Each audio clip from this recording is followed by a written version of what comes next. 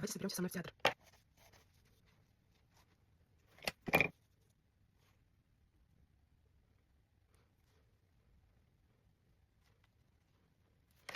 Еще. Сначала так вот пятним.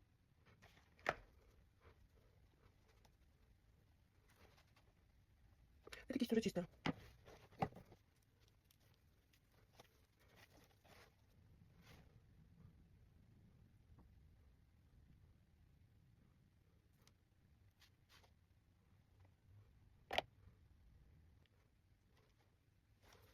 И хайлайтер такое приятное свечение, которое нам разжигает подводкой. Как-то так, даю. Уже снимала вам, как клеить специально для стрелочки. Они идут каждая на свой глаз. То есть, если мы вот так вот посмотрим, то они должны именно клеиться каждый на свой глаз. Естественно, невозможно, она уходит, когда мы прикасаем ресничку к нашему телу. И клеим специально скошенная основа, чтобы получилось. Клей придает нам густоту.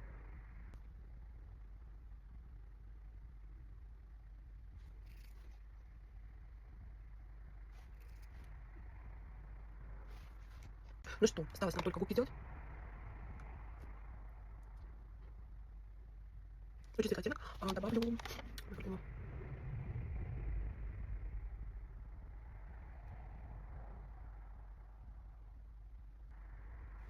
Так, матовых сегодня не хочется.